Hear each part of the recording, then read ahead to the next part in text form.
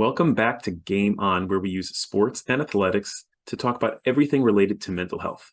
We are in the last week of August. Come the beginning of September, we'll be starting the new season of football, American football. This time of year, there's still talks about roster cuts and who they might sign still and trade. Some players retired. And currently, there's talk a lot about Tom Brady. Not to, pick on you, Tom, but there has been talk. It just came off of an absence from training camp, from preseason, I'm sorry. And, he retired, he unretired. And it reminded me of other players who've retired and unretired or waffled back and forth. I should. As a Chicago fan, you all know Michael Jordan, back and forth. And it reminded me of thoughts I've had about this seemingly struggle for athletes, professionals. It goes beyond athletics. It goes beyond sports, when to retire. And from a distance, I'm not in any close circles of many professional athletes as of yet. And even if I was, I wouldn't be able to share.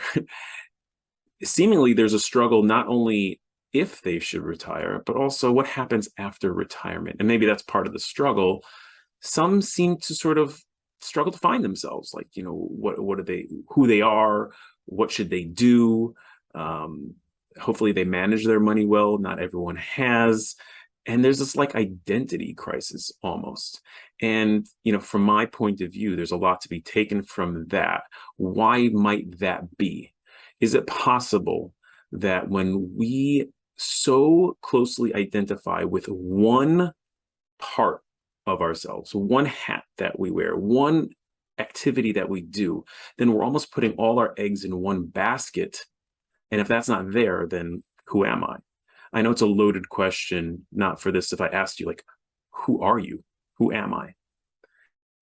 The answer is not so cool and clear.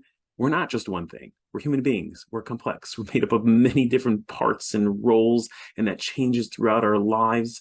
And what if there's just no clear answer? Who am I? A spouse, an employee, I'm a creative person, I'm an adventurous person, I'm an active person, I'm a religious person, I'm a spiritual person, I like this, I like that. There's all these different pieces, and some pieces are turned on during certain times more than others, and some not.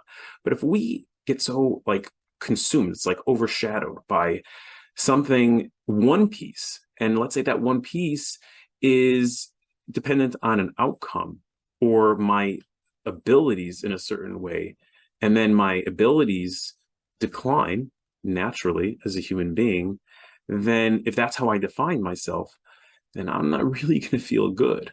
And then I might struggle to really, put up the cleats or, whatever it is, even if you're an executive, or it doesn't make a difference. If that's how you define yourself, and then who am I? What am I? Where's my value? Where's my competency? If that's all I base myself on.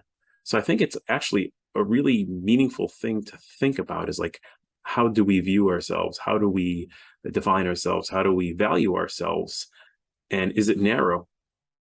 I'm sure there's some disadvantages of being too broad and, not being focused. I'm not talking about that. You could be focused on things that are primary, very important to you, but also diversify a little bit. And there are plenty of athletes and professionals who have done that, whether they've gone to school and they've opened up businesses on the side, or they've wanted to become a doctor or produce movies or write books, or it doesn't make a difference, or they have families.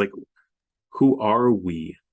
And if we have a little diversity, then we'll be able to navigate in multiple situations and not be dependent on being in this one situation. I hope you enjoyed. Really doesn't take that much to put a like or to share or to comment.